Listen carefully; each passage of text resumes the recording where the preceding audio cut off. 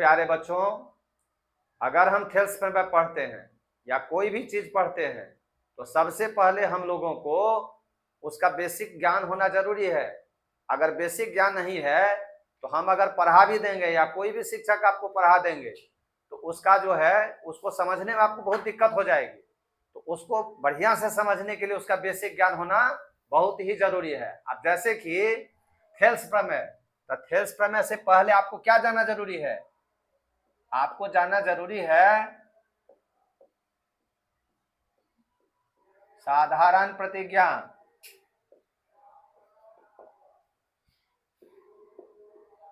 एक ही आधार पर तथा एक ही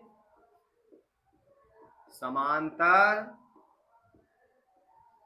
रेखाओं के मध्य बने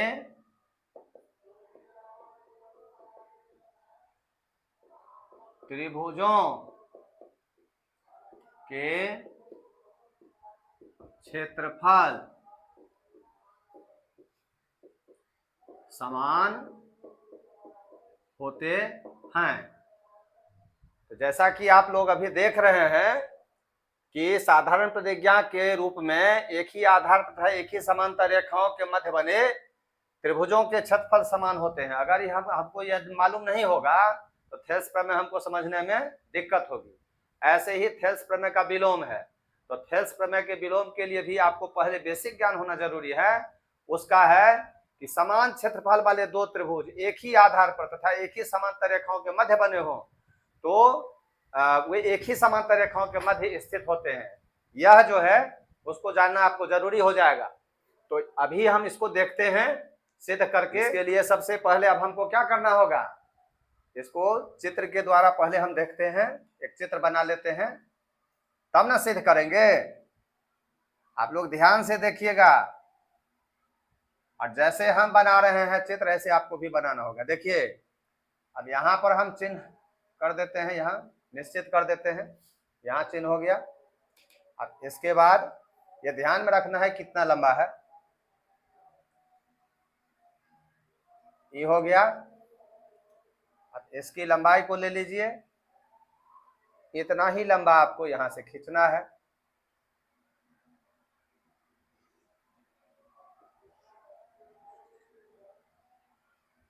इतना ही लंबा खींचना है। अब यहां से इसको हम मिला देंगे तभी आपको ये समांतर चतुर्भुज दिखता है। क्या दिखता है? समांतर चतुर्भुज। अब इसको हम मिला देंगे,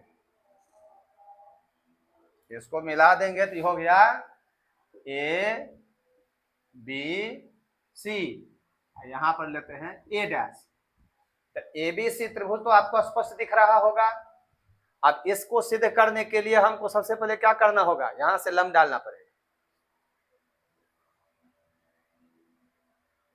क्योंकि क्षेत्रफल, तो क्षेत्रफल के लिए क्या है, त्रिभुज का क्षेत्रफल 1/2 गुने आधार गुने ऊंचाई होता है।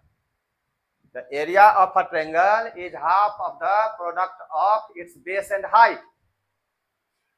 तो यहां पर हम इसको समकोण से, समकोण का चिन्ह होता है, स्क्वायर शेप जो एंगल होता है उसको हम समकोण कहते हैं। स्क्वायर शेप कहीं भी आप देखिएगा इस तरह का अगर एंगल बना हुआ है तो समकोण होता है। अब दूसरा जो हम लेंगे त्रिभुज, यहां से इसको मिलाएंगे। पहले क्या दिख रहा था, समांतर चतुर्भुज।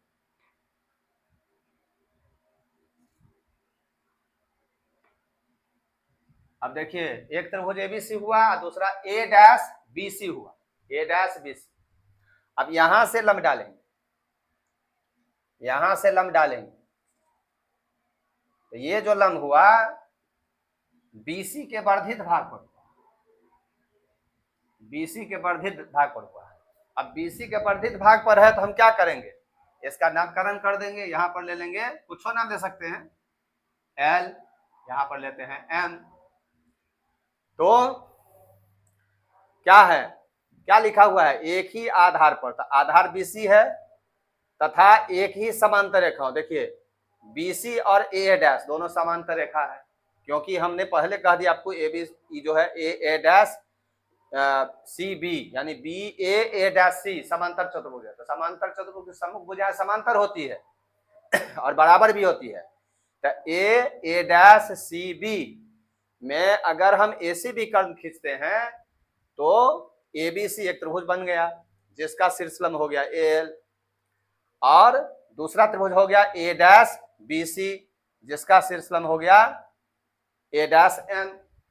अब हम लोग क्या करेंगे, तो साधारण प्रतिज्ञा के बाद होता है विशेष प्रतिज्ञा। क्या होता है, विशेष प्रतिज्ञा। संक्षेप में से लिखते हैं, अब पूर्ण रूप से लिखेंगे तो विशेष प्रतिज्ञा ऐसे लिखेंगे, विशेष प्रतिज्ञा। तो विशेष प्रतिज्ञा में हम लिखेंगे, माना कि ए बी सी एवं ए डैश बी सी एक ही आधार बीसी पर, एक ही आधार बीसी पर, एक ही आधार है बीसी पर, तथा एक ही समांतर रेखाओं, एक ही समांतर रेखाओं, जिसको हम समान समांतर रेखाओं भी कह सकते हैं। आप समझ रहे हैं ना, समान समांतर रेखा भी कह सकते हैं। एक ही आधार बीसी पर तथा एक ही समांतर रेखाओं ए डैश एवं बीसी के मध्य बने दो त्रिभुज हैं, मध्य बने दो त्रिभुज हैं। ये क्यों जरूरी है, क्योंकि थेल्स पर में आगे हम लोग समझने वाले हैं, तो उसको समझने से पहले यह जानना अति आवश्यक है। अब विशेष प्रतिज्ञा के बाद क्या लिखना होगा, सिद्ध करना, सिद्ध करना है। क्या सिद्ध करना है, क्या कह रहा है, एक ही आधार तथा एक ही समांतर रेखाओं के मध्य बने त्रिभुजों के क्षेत्रफल समान होते हैं। तो ये दोनों त्रिभुज एक ही आधार पर है, एक ही समांतर रेखाओं के मध्य है। तो हमको दिखाना है कि एरिया ऑफ ट्रायंगल एबीसी बराबर area of triangle A dash B, ये दिखाना, ये हमको दिखाना है। अब देखिए इसके बाद रचना, रचना क्या है, बनावट, कंस्ट्रक्शन। तो रचना क्या होता है, किसी प्रमेय को, किसी थ्योरम को जब हम सिद्ध करते हैं, उसको सिद्ध करने के लिए अपनी ओर से जो हम बनावट की क्रिया करते हैं वो रचना हुआ। तो रचना में हमने क्या किया है, हमने लंब डाला है ए से और ए डैश से। तो क्या लिखेंगे, शीर्ष ए एवं ए डैश, ए एवं ए डैश से बीसी एवं बीसी के वर्धित, वर्धित माने बढ़ा हुआ, produced part of BC, BC के वर्धित भाग पर क्रमशः, क्रमशः क्या है, क्रमशः रेस्पेक्टिवली ए एल एवं ए डैश एम लंब डाला, लंब डाला। अब यहां से हम लिखेंगे प्रमाण। क्या लिखेंगे, प्रमाण। तो प्रमाण में सबसे पहले हमको क्या करना है, सबसे पहले हमको यह देखना है कि ए एल और ए डैश एम क्या है, लंब है। कैसा लंब है, तो ए डैश और बीसी के, बीसी पर ए से ए एल और ए डैश से ए डैश एम लंब है। तो ये क्या है, एक ही समांतर रेखा है। तो क्या होता है, आप लोग जानते हैं, इससे पहले हम बता चुके हैं आप लोगों को कि दो समांतर रेखाओं की लंबिक दूरी समान होती है। तो ए डैश और बी सी इसके क्या हुए, लंबिक दूरी हुई, इसलिए बराबर होंगे। तो क्या लिखेंगे, क्योंकि दो समांतर रेखाओं की लंबिक दूरी समान होती हैं।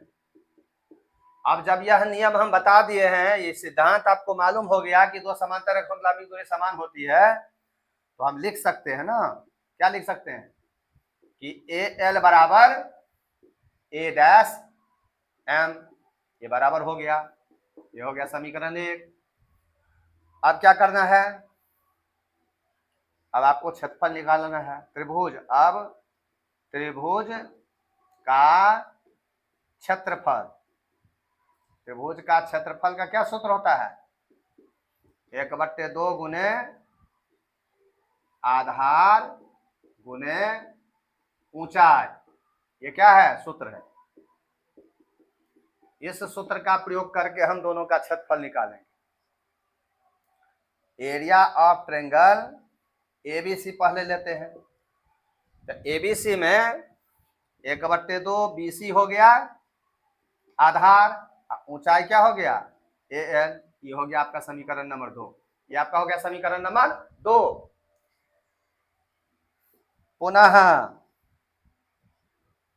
पुनः area of triangle A dash B C, देख रहे हैं, area of triangle A dash B C, इसका क्षेत्रफल ऐसे ही देखिए, 1/2 आधार वही होगा।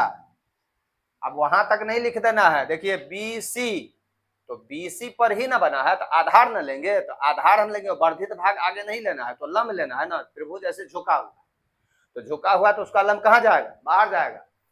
तो आधार में बीसी ही लेना है, लंब हो जाएगा बीसी गुने ए डैश एम। किंतु समझिए, यहां पर समीकरण 1 में क्या है, ए डैश एम बराबर एल है। समीकरण 1 से ए डैश एम बराबर क्या है, ए एल।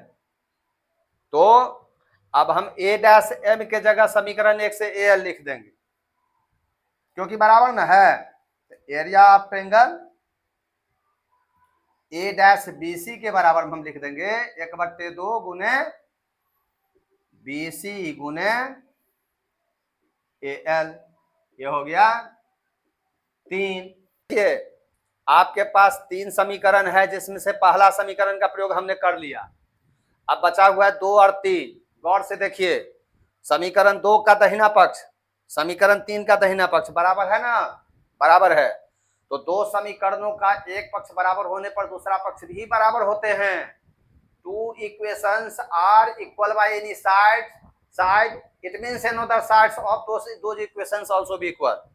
तो जब हम देखते हैं कि दोनों का दाहिना पक्ष बराबर है, तो दोनों का बायां पक्ष भी बराबर होगा। तो हम लिख सकते हैं, अतः समीकरण क्या लिखेंगे, 2 एवं 3 से एरिया ऑफ ट्रायंगल एबीसी